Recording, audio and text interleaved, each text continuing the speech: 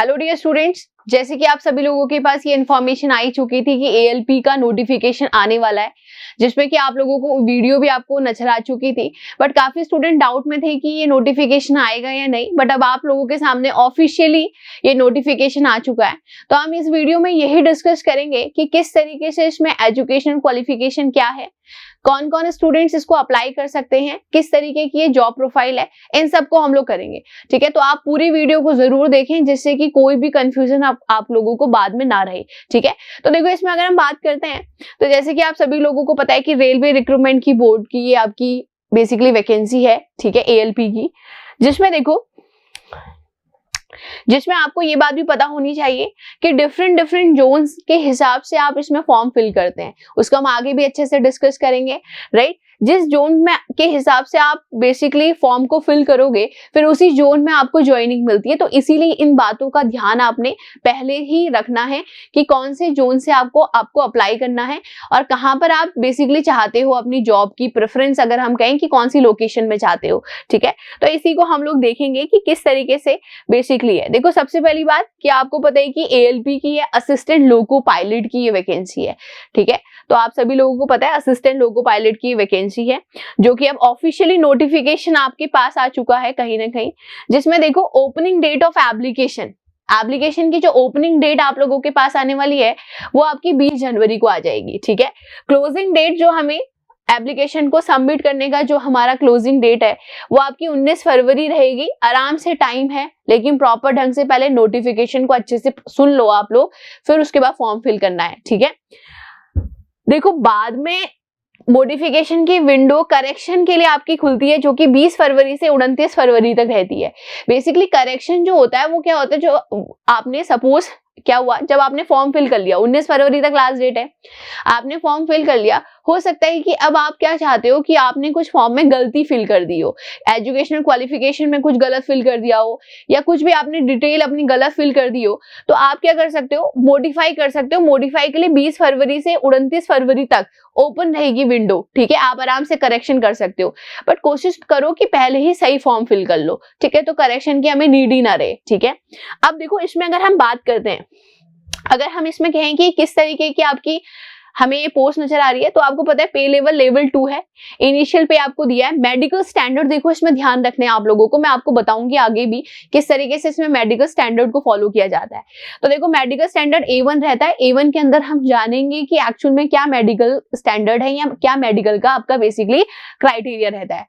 आगे देखो एज, देखो अगर हम बात करें 1/7/2024 में अगर बात करें तो 18 से 30 साल, मतलब 30 साल अगर आपको 1/7/2024 को कंप्लीट हो रही हैं, ठीक है, तो आप जितने भी स्टूडेंट्स ऐसे हैं वो इस फॉर्म को फिल कर सकते हैं।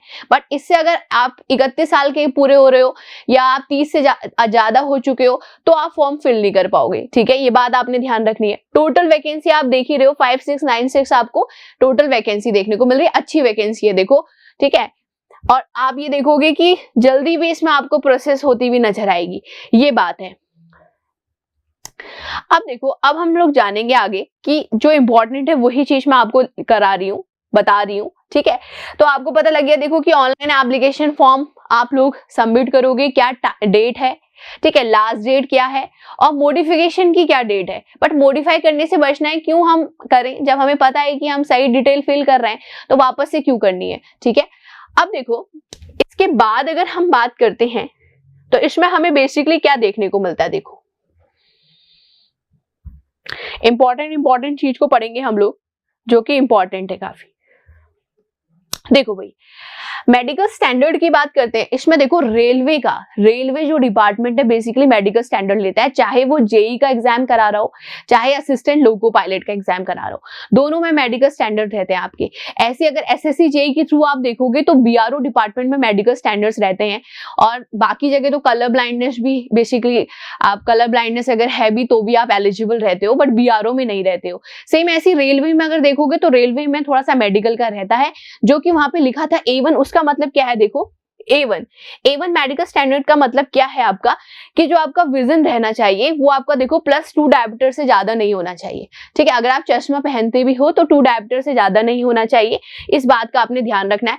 बाकी देखो कलर विजन का टेस्ट सारा रहता है, कलर ब्लाइंडनेस वाले स्टूडेंट तो इसको नहीं अप्लाई कर सकते। देखो आप अप्लाई कर भी लोगे लेकिन लास्ट में आप क्या हो जाओगे, फिट नहीं ऐसे पाए जाओगे, राइट। देखो पहले से ही चीजें क्लियर होनी चाहिए, ये नहीं कि आपने सारे पूरा एग्जाम्स क्लियर कर दिया उसके बाद फिर मेडिकल आप फिट नहीं हो पा रहे हो। तो ये बात का ध्यान रखना है कि कलर विजन का टेस्ट होता है उसमें प्रॉपर ढंग से, ठीक है। इसीलिए आपको इस चीज को ध्यान रखना है कि अगर आप इस मेडिकल स्टैंडर्ड में आप आ रहे हो, ठीक है, मेडिकली आप फिट हो रहे हो, देन आप इसके लिए बहुत अच्छे से मेहनत करो, नहीं तो आप और एग्जाम्स के उसमें जा सकते हो जहां पर मेडिकल क्राइटेरिया नहीं है बेसिकली, ठीक है। अब देखो नेक्स्ट अगर हम बात करें तो एज का आपको पता लग गया 18 से 30 साल, बट ये कि ये जनरल कैटेगरी के स्टूडेंट के लिए जो यूआर अनरिजर्व कैटेगरी से बिलोंग करते हैं। बाकी देखो अगर SC ST कैंडिडेट हैं, OBC कैंडिडेट हैं, उनके लिए रिलैक्सेशन है थोड़ा सा, ठीक है। वो 30 साल से अबव भी अगर उनकी एज है, 5 ईयर्स आप देख रहे हो कि SC ST कैंडिडेट्स को है और OBC के लिए 3 ईयर्स का है, तो इस बात को ध्यान रखना आप लोग, ठीक है। बाकी तो देखो एक्स सर्विसमैन कैंडिडेट्स के लिए भी कुछ रिजर्वेशन दिया है, ठीक है, ये चीज है। बाकी और भी रिलैक्सेशन दिया है कि जो आपके मिनिमम 3 इयर्स की ग्रुप डी रेलवे स्टाफ है उनके लिए रिलैक्सेशन दिया है। हमारे लिए अगर बात करें तो मैंने आपको बता दिया कि हमारे लिए क्या चीज है। अब देखो आपको ये भी पता होना चाहिए, अगर इसमें हम कहें कि जो आप फॉर्म फिल करोगे ALP का, उसके लिए क्या है, देखो उसके लिए आप लोगों का क्या है कि 500 की फीस है। देखो 500 की फीस जितने भी UR के अनरिजर्व कैंडिडेट हैं उनके लिए है। बाकी female, ex serviceman, SC ST इन सभी के लिए 250 है, ठीक है, जस्ट हाफ है बेसिकली, तो ये आपने ध्यान रखनी है। अब देखो only candidates who attend CBT 1 will get a refund of their examination fees as mentioned above। ऐसा कहा गया है देखो कि जितने भी CBT 1 में जितने भी स्टूडेंट देंगे उन सभी को जो ये फीस ली जा रही है ये वापस कर दी जाएगी, ऐसा कहा जा रहा है। देखो ऐसा JEE का जब लास्ट टाइम में आया था 2018 में तब भी कहा गया था, बट कुछ लोगों का रिफंड किया था बट कुछ लोगों का नहीं किया था। तो इस बात पे तो देखो हो भी सकती है ये बात और नहीं भी हो सकती है, तो इसमें ज्यादा हमने नहीं सोचना है, ठीक है। अब कोई नहीं, वैकेंसी आ गई है तो फीस भी आप फिल कर लो, फीस भी आप भर ही लोगे, कोई बड़ी बात नहीं है, ठीक है। अब देखो आगे अगर हम बात करते हैं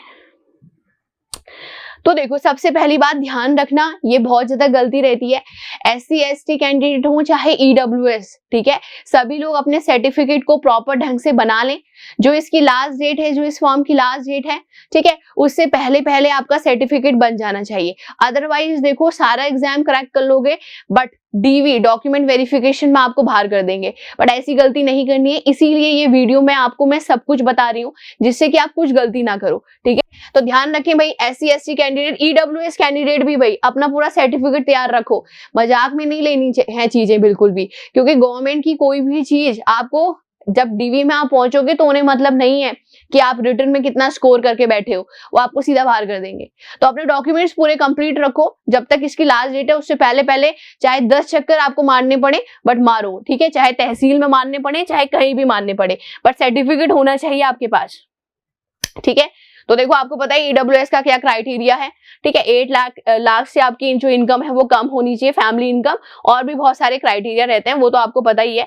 तो आप प्रॉपर ढंग से बना लो, ठीक है, प्रॉपर ढंग से आप क्या करो, बना लो, सर्टिफिकेट कंप्लीट होना चाहिए प्रॉपर ढंग से, जो इसकी लास्ट डेट है उससे पहले। अब देखो इसमें अगर हम स्टेजेस की बात करते हैं कि कितने एग्जाम्स आपको देने पड़ते हैं, तो देखो अगर हम RRB ALP की बात करते हैं तो सबसे पहले इसमें CBT 1 है। CBT 1 आप पास करोगे देन आप CBT 2 दोगे, CBT 2 आप पास करोगे तो आप कंप्यूटर बेस्ड एप्टीट्यूड टेस्ट दोगे, उसके बाद आप डॉक्यूमेंट वेरिफिकेशन कराओगे, उसके बाद मेडिकल एग्जामिनेशन होगा। अब DV तक ही डॉक्यूमेंट पूरे नहीं होंगे तो मेडिकल करने ही नहीं देंगे आपका, ठीक है। तो मेडिकल में भी अच्छा खासा टेस्ट होता है, उसमें आपका पूरे प्रॉपर ढंग से कलर टेस्ट होता है, बहुत सारी चीजें कराई जाती हैं। अब आगे देखो फर्स्ट स्टेज CBT 1 जो आपका होगा, CBT 1 will only be a screening exam, just screening exam होगा। कहने का मतलब है आपने CBT 1 का एग्जाम दिया, ठीक है, आप क्वालिफाई हुए, आप CBT 2 के लिए गए, बट CBT 1 के जो स्कोर है आपका वो नहीं जुड़ेगा, समझ रहे हो, CBT 2 का ही स्कोर आगे को आपका जाएगा जो फाइनल मेरिट के लिए जाएगा, ठीक है, यही चीज लिखी है देखो, ठीक है। तो देखो CBT 1 will only be a screening exam for shortlisting eligible candidates for CBT 2 based on their normalized marks and merit. ठीक है, the marks of CBT 1 shall not be counted while preparing the final panel. तो जो final आपकी merit बनेगी उसमें CBT 1 का कोई role ही नहीं है, ठीक है, वो बस जस्ट क्वालिफाइंग नेचर का है, बट उसको क्वालिफाई करना जरूरी है, तभी तो CBT 2 के लिए आप जाओगे। बात समझ रहे हो, ये चीज ध्यान रखनी है आपने, ठीक है। आगे देखो हम बात करते हैं, देखो पैटर्न और सिलेबस की बात करते हैं। CBT 1 की तो ड्यूरेशन 60 मिनट का रहेगा, नंबर ऑफ क्वेश्चन 75 रहेंगे, मैक्सिमम मार्क्स ही 75 है, मतलब 1 मार्क का एक क्वेश्चन आपके पास आएगा। नेगेटिव मार्किंग की बात करें तो 1/3 मार्क्स की आपकी नेगेटिव मार्किंग होगी। मिनिमम पास परसेंटेज की बात करें तो ये तो देखो मिनिमम परसेंटेज रहता है, आजकल के टाइम में तो आपको पता ही कि कंपटीशन इतना टफ हो गया है कि ये मिनिमम से तो ऊपर ही है सारे स्टूडेंट, ठीक है, तो इससे तो हमारा कोई मतलब ही नहीं है, आपको तो अपना बस बेस्ट देना है, ठीक है। आगे देखो मैथ्स का सिलेबस है, इसमें मेंटल एबिलिटी का आपका CBT 1 का देखो मैथ्स का सिलेबस है, ठीक है, मेंटल एबिलिटी का सिलेबस आपके पास है, जनरल साइंस का है, जनरल अवेयरनेस है, इतना प्रिपेयर करना है CBT 1 के लिए। जस्ट क्वालिफाइंग नेचर है, बट मार्क्स अच्छे लाने हैं। जिस तरीके से कंपटीशन चल रहा है उसके अकॉर्डिंग आप देखोगे तो स्टूडेंट काफी मेहनत कर रहे हैं, तो आपने भी बहुत अच्छे से मेहनत करनी है जिससे कि आप CBT 1 को क्वालिफाई करो और CBT 2 के लिए जाओ, राइट। अब इसके बाद देखो CBT 2 के लिए अगर हम बात करते हैं तो CBT 2 में देखो क्या देखने को मिल रहा है, इसमें देखो टोटल ड्यूरेशन आपकी 2 घंटे एंड 30 मिनट्स की है, ठीक है, तो 2.5 घंटे का पेपर है। टोटल क्वेश्चन आपके पास 175 आएंगे। पार्ट ए में 90 मिनट्स 100 क्वेश्चंस, पार्ट बी में 60 मिनट्स 75 क्वेश्चन देखने को मिलेंगे। अगर देखो नेगेटिव मार्किंग की कहें तो 1/3 मार्किंग है आपकी नेगेटिव, ठीक है, तो इसको आपने करना ही है, जिसमें देखो सेम ही आपका सिलेबस है, मैथ्स है, जनरल इंटेलिजेंस एंड रीजनिंग है, बेसिक साइंस एंड इंजीनियरिंग है, और पार्ट बी के लिए अगर हम देखें तो जो आपका ट्रेड होगा, जैसे यहाँ पे आप देख रहे हो कि ITI ट्रेड के स्टूडेंट्स हैं, ठीक है। देखो भाई इसमें डिग्री डिप्लोमा सारे स्टूडेंट्स एलिजिबल हैं। अगर हम बात करें डिग्री के स्टूडेंट्स भी ALP का फॉर्म फिल कर सकते हैं, डिप्लोमा वाले भी ALP का फॉर्म फिल कर सकते हैं, और ITI वाले भी आप क्या कर सकते हैं, इस फॉर्म को फिल कर सकते हैं। क्योंकि देखो चाहे फिर नेक्स्ट JEE की वैकेंसी आएगी तो आप JEE की वैकेंसी के लिए जा सकते हो, बट पहले मिनिमम एक जॉब होना बहुत जरूरी है, जॉब सिक्योरिटी बहुत ज्यादा जरूरी है, जॉब का होना बहुत जरूरी है। उसके बाद तो देखो आप मेहनत करते रहोगे तो अच्छे अच्छे पद में आप ऑटोमेटिक आप प्रमोट होते रहोगे, ठीक है। तो ये बात ध्यान रखनी कि डिग्री डिप्लोमा के कैंडिडेट आप सबके सब इसके लिए एलिजिबल हैं, आराम से आप इस फॉर्म को फिल कर सकते हैं, ठीक है। जिसमें आप देख रहे हो देखो क्वालिफिकेशन ऑफ कैंडिडेट की इलेक्ट्रिकल इंजीनियरिंग से हो, चाहे आपका इलेक्ट्रॉनिक से हो, मैकेनिकल इंजीनियरिंग से हो, ऑटोमोबाइल इंजीनियरिंग से हो, ये सारे ट्रेड इसमें एलिजिबल हैं, ठीक है। तो आपको पता है भाई आपका CBT टेस्ट होगा प्रॉपर ढंग से। आपको पता है कि फर्स्ट वाला जो हमारा CBT 1 है वो जस्ट क्वालिफाइंग नेचर है, और फिर आप CBT 2 के लिए जाओगे। उसके बाद देखो आपका डॉक्यूमेंट वेरिफिकेशन, मेडिकल, ये सारी चीजें इसमें होंगी, ठीक है। तो मतलब ओवरऑल अगर हम लोग कहें तो आपने पहले तो फॉर्म अच्छे से फिल करना है। देखो फर्स्ट चीज जो आती है वो है फॉर्म अच्छे से फिल करना है।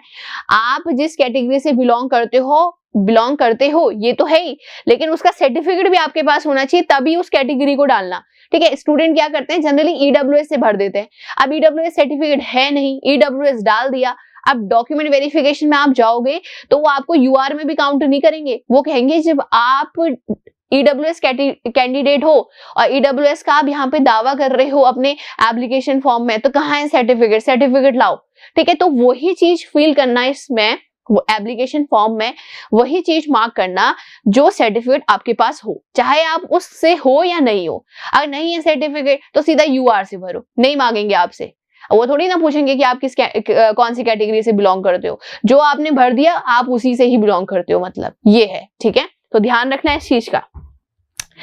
अब बाकी देखो आपको पता है कि अगर हम बात करें तो आपको पता है कि इसमें देखो जोन की बात करें तो अजमेर, बिलासपुर, जम्मू, श्रीनगर, मुजफ्फरनगर, सिकंदराबाद, ये सारे के सारे आपको नजर आ रहे हैं, ठीक है। सिकंदराबाद, ये सारे के सारे, ठीक है। तो इस तरीके से एप्लीकेशन फॉर्म को आपने प्रॉपर ढंग से सबमिट करना है। मैंने फीस भी बता दी, बाकी मैंने बता ही दिया आप लोगों को कि प्रॉपर ढंग से ध्यान रखना है आपने कि जो भी आप कैटेगरी डालें उसको प्रॉपर ढंग से आप देखें। तो basically assistant loco pilot level की बात करें तो आपके, अगर हम पे स्केल 7th पे स्केल के अकॉर्डिंग है तो लेवल 2 में आती है। ये आपकी पे है, मेडिकल स्टैंडर्ड A1 आपको नजर आ रहा है। ये मिनिमम क्वालिफिकेशन आपको पता ही है कि आप डिप्लोमा हो, डिग्री हो, सब एलिजिबल है इसके लिए। और ठीक है, ये देखो ये आपकी वैकेंसी है अहमदाबाद, ये सारे जोन है। जिस भी जोन से आप फिल करोगे, ध्यान से ये चीज भी देख लेना कि जहां पर चाहते हो अपनी पोस्टिंग उसी जोन से फिल करना, फिर जोन भी आपके चेंज नहीं होते। अब जैसे अहमदाबाद जोन से फिल करोगे तो अहमदाबाद में ही आपको ज्वाइनिंग देखने को मिलेगी, ठीक है। तो जहां भी आपको नंबर ऑफ वैकेंसी ठीक दिख रही है और जिस भी जोन में आपको लगता है कि आप अच्छे से सर्वाइव कर सकते हो, तो आप देख रहे हो प्रयागराज, रांची, सिकंदराबाद, ठीक है, तिरुवनंतपुरम, ये सब जगह है, ठीक है। बाकी देखो ये कास्ट सर्टिफिकेट के फॉर्मेट्स हैं, इस फॉर्मेट के अकॉर्डिंग ही ये ओबीसी का फॉर्मेट है, इनके अकॉर्डिंग इस फॉर्म की जो लास्ट डेट है उससे पहले बना दो। उससे पहले आप बना लोगे तो बढ़िया है, अदरवाइज तो फिर यूआर से भरना फिर फॉर्म को, समझ रहे हो, ठीक है। ध्यान रखना है इस चीज का, नहीं तो सब कुछ होने के बाद भी फिर लास्ट में ऐसा होता है कि लास्ट में फिर सफलता नहीं मिलती है। फिर उसके बाद फिर किसको आप कहोगे कि क्यों नहीं हुआ सिलेक्शन, तो वो तो अपनी गलती है, ठीक है। इस बात का ध्यान रखना। अब देखो, अब इसी को ध्यान में रखते हुए कि काफी स्टूडेंट परेशान है कि भाई ठीक है वैकेंसी तो आ गई, बट अब कैसे पढ़ाई करें, कैसे मेहनत करें जिससे कि एक सीट आपकी हो, मेरिट में आपका नाम हो। तो इसी के लिए देखो ITI स्टूडेंट्स के लिए मेगा सेमिनार जयपुर में हो रहा है, देखो बेसिकली, जो कि 20 जनवरी को आप लोगों के लिए ऑर्गेनाइज कराया जा रहा है सुबह 10 बजे से।